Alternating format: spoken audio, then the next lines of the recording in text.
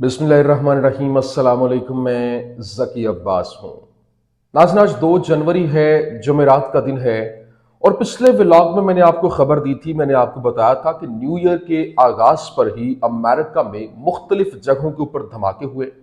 जिसमें मुतअद्दिद हलाकतें जो हैं वो रिपोर्ट हुई। तकरीबन 20 के करीब हलाकतें बताई जा रही थीं। और इब्तदाई तौर पर यह कहा गया कि ये जो हमला था, ये दाश की जानिब से किया गया था। लेकिन वो जो सस्पेक्ट था वो गिरफ्तार भी हुआ। लेकिन अब गिरफ्तार होने के बाद जो तहलका खेज इंकशाफात हुए हैं वो ये कि ये जो हमला आवर था, ये दाइश के साथ जिसका ताल्लुक बताया जा रहा था, ये बेसिकली अमरीकी फौज से निकला है। और अमरीकी फौज के अंदर एक अहम तरीन जिम्मेदारियों का हामिल ये शख्स था, जिसके हैंड ओवर ये की गई थी, और ये आईटी चीफ बताया जा रहा था। और इस हवाले से बाकायदा तौर पर उसकी प्रोफाइल और उसका मुकम्मल तौर पर डेटा जो है वो लीक हो गया है। अब ये जो आईटी चीफ था, ये बेसिकली इतनी बड़ी पोस्ट के ऊपर रहते हुए इसने ये जो मुख्तलिफ हमलों के अंदर मुलविस निकला, इसके पीछे असल क्या स्टोरी है ये खुलकर सामने आ गई है कि बेसिकली क्या गेम होने जा रही है और क्या प्लानिंग तरतीब दी गई है। वो तमाम तर इंकशाफात विद एविडेंसेस मैंने आपके सामने रखने हैं। और फिर इसका जो यूं समझ लें कि मिडिल ईस्ट के साथ एक बड़ा अहम तरीन लिंक है, वो क्या है वो भी आपके सामने रखना है। और फिर दूसरी जानिब जो कातिलाना हमला हुआ है और बशारुल असद जो कि शामी सदर था और वहां से वो क्विट कर चुका था, और इनकला करने के बाद जब ये रिजीम चेंज हुआ वहां पर और वो रूस शिफ्ट हो गया था, लेकिन बशारुल असद को रूस के अंदर जहर दे दिया गया है। और इसके बाद यूं कह लेंगे पूरी दुनिया के अंदर इस वक्त तहलका मचा हुआ है कि ये जहर देने वाला कौन है और क्या जो बशारुल असद जो है वो सरवाइव कर पाएगा या नहीं। इस हवाले से उसकी क्रिटिकल कंडीशन बताई जा रही है। क्या मामला है ये भी आपके सामने रखना। और फिर तुर्की के साथ धोखा हो गया है, और ये जो शाम के अंदर अपना होल्ड जो है वो जमाए बैठा था, अब अमेरिका ने बड़ा हाथ कर दिया है और शाम के अंदर तुर्की को एक तगड़ा सरप्राइज दिया गया है। ये सरप्राइज क्या है, तमाम डिटेल्स वन बाय वन आपके सामने रखते हैं। अच्छा नाज़रीन, सबसे पहले तो मैं आपको बता दूं, देखें जो गुज़श्ता रोज पहले दिन ही एक बड़ा धमाका हुआ और मुतअद्दिद वहां पर धमाके जो अमेरिका के अंदर हुए, न्यू ऑरलीन्स के अंदर, लॉस वेगास के अंदर, डोनाल्ड ट्रंप होटल के अंदर जो रेस्टोरेंट था वहां पर, उसके सामने ये जो मुख्तलिफ जगहों के ऊपर स्टैबिंग के वाकयात, हमला होना, डायरेक्ट लोगों को टारगेट करना, टारगेट किलिंग के वाकयात, इसमें जो स्टोरी है वो खुलकर सामने आई है। और न्यू ऑरलीन्स का जो दहशतगर्द था और टेस्ला ट्रक को धमाके से उड़ाने वाला जो लड़का था, दोनों एक ही आर्मी बेस पर खिदमात जो है वो अंजाम दे चुके थे। और 2 अमरीकी साबिक फौजियों ने एक ही दिन एक ही कंपनी से 2000 मील के फासले पर दाश तर्ज के दहशतगर्दाना हमलों का इर्तिकाब करने के लिए कारें जो है वो किराए पर लीं, और दूर से ही दाश के झंडे के साथ उनकी जो कह लें कि नजर आ रहा था कि ये दाश के झंडे के साथ आ रहे हैं। और अमरीकी हुकूमत को एक बार फिर ये जाहिर करने की जरूरत है कि वो शाम में दाश की हिमायत नहीं करती, जबकि चंद हफ्ते कबल ही उसने दाश के कमांडर के जरिए इक़्तिदार पर कंट्रोल करने में मदद की थी। और अमेरिका को मशरिक वस्ता में अपनी मौजूदगी का जवाब पेश करना जो है वो जारी रखना चाहिए। लेकिन ये एक ऐसा मुनज़्ज़म हमला था जिसमें तफ्तीशकारों ने न्यू ऑरलीन्स हमले की तहकीकात में 3 मर्दों और एक औरत की धमाका खेज मवाद रखने की वीडियो जो है उसका भी जायजा लिया है। लेकिन न्यू ऑरलीन्स हमले के मुलजिम जो शमसुद्दीन जब्बार है, उसकी जो वीडियो सामने आई है, उसने पूरी की पूरी कहानी खोल के सामने रख दी है और बाकायदा तौर पर स्क्रीनशॉट जो है उसने तो भांडा फोड़ के रख दिया। हुआ जनाब वाला ये है कि जिसकी जो परवरिश है, ये जो कह लें कि शमसुद्दीन जब्बार है, इसकी परवरिश ब्योमॉन्ट टेक्सास के अंदर हुई और इसने अमरीकी फौज में खिदमात जो है वो अंजाम दी। और ये वीडियो 4 साल पुरानी है और इसमें वो बताता है कि ह्यूस्टन के अंदर मिडास रियल स्टेट ग्रुप के अंदर वो बतौर टीम लीड काम करता रहा और इसके किरदार में मुमकिन तौर पर प्रॉपर्टी मैनेजमेंट या फिर ऑपरेशन शामिल थे। लेकिन डेटा इंजीनियर के तौर पर अपने वक्त से इसकी तकनीकी महारत का फायदा उठाते हुए उसने ये सारी की सारी गेम की है। लेकिन FBI ने तस्दीक की कि न्यू ऑरलीन्स हमला आवर जो शमसुद्दीन जब्बार है वो टेक्सास से इसका ताल्लुक है और इसके ट्रक में दाश का झंडा था और हथियार और जो एक मुमकिन IED भी जब्बार की गाड़ी के अंदर जो है वो मौजूद था। लेकिन कहानी उस वक्त खुली जब ये इसकी लिंक्डइन प्रोफाइल जो है उससे पता चला कि असल में इसका ताल्लुक तो कुछ कहीं और से है। ये बताया जा रहा है कि इसका दाश से ताल्लुक है और पूरा का पूरा यूं समझ लें कि एक मिडिल ईस्ट के ऊपर सारे का सारा मलबा डाल के, जिस तरह से यमन हमले कर रहा है, जिस तरह से लिबनान जो है वो एक्टिव था और अभी यमन ने जिस तरह से मुख्तलिफ ان کے جو جنگی بحری بیڑے ہیں ان کو نشانہ بنایا، اور سیریا کے اندر یہ اپنے کنٹرول جو ہے وہ جمانے کے چکروں میں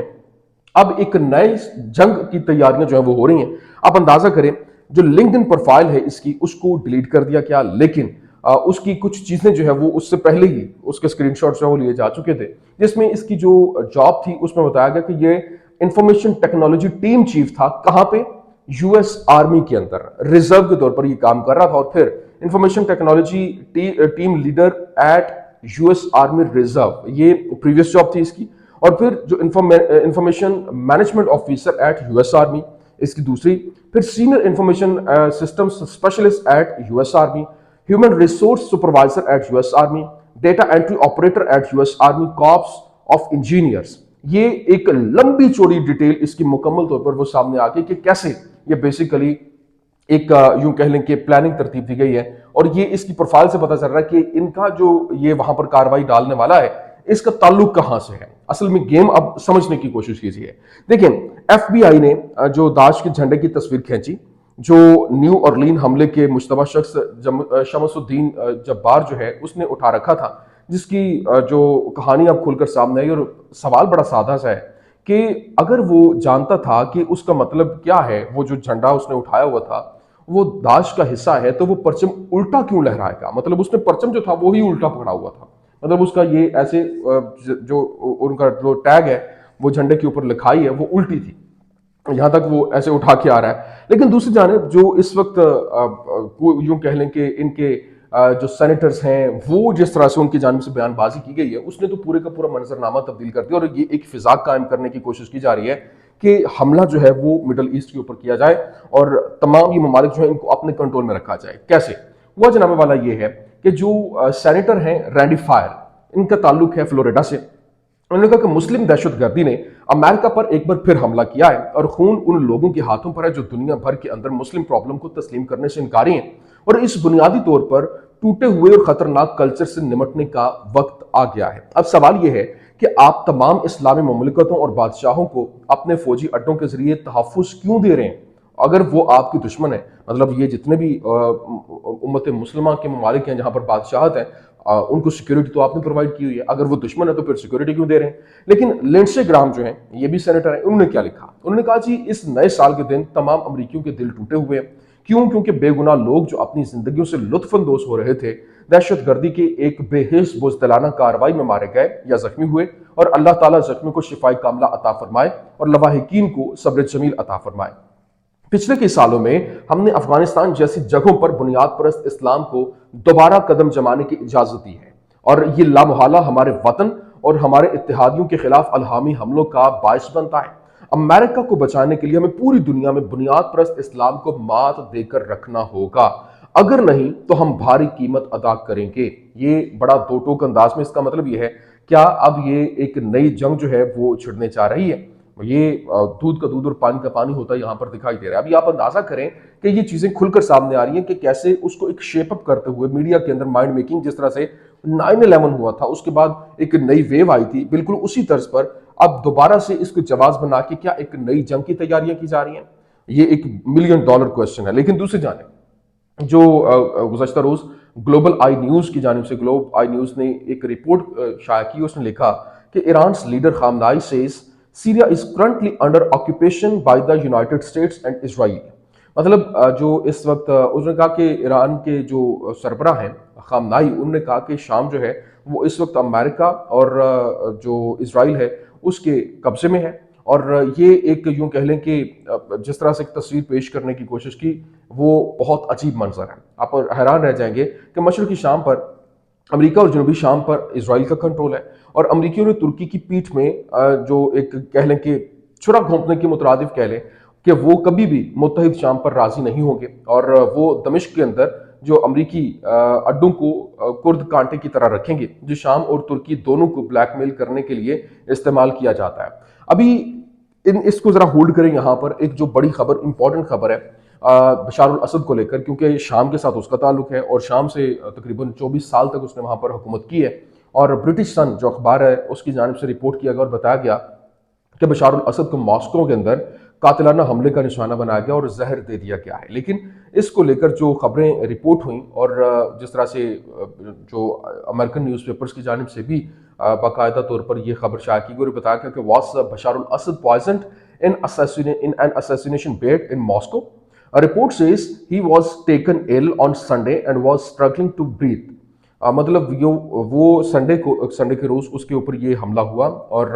اس کے قاتلانہ حملہ ہوا ماسکو میں، اور اس کو جو ہے وہ پوائزن دیا کیا ہے، کیا یہ پوچھا گیا کہ کیا اس کو پوائزن دیا کیا ہے۔ لیکن on line account channel SVR کے مطابق مبینہ طور پر ایک جو سابق روسی جاسوس کے زیر انتظام جو ساری کی ساری کہانی بتائی گئی کہ 59 سالہ اسد اتوار کو شدید بیمار ہوا اور شدید کھانسی اور دم گھٹنے کا سامنا کرنا پڑا۔ پھر ٹیسٹوں نے مبینہ طور پر اس کے نظام میں زہر کی موجودگی کی تصدیق کی اور اس کا اپنے اپارٹمنٹ کے اندر طبی علاج ہوا اور پیر تک اس کی حالت جو ہے وہ مستحکم ہوئی، لیکن روسی حکام کی جانب سے اس واقعے کی کوئی باضابطہ طور پر تصدیق نہیں کی گئی اور مبینہ طور پر اس بات کا تعین کرنے کے لیے تحقیقات جاری ہیں کہ اسد کو زہر کا سامنا کیسے ہوا۔ تاہم روسی حکام کی جانب سے کوئی سرکاری بیان سامنے نہیں آیا اور بشار الاسد کے نمائندوں یا روسی حکومت کی طرف سے کوئی تصدیق کے بغیر جو ہے وہ صورتحال ابھی تک غیر یقینی ہے۔ لیکن میں آپ کو یہ بتانا چاہتا ہوں کہ اس وقت جو سچویشن ہے اور یہاں پر جو ترکی کے ساتھ ہاتھ ہوا ہے اور باقاعدہ طور پر یوں کہہ لیں کہ ترکی کے ساتھ جو حملہ ہوا اور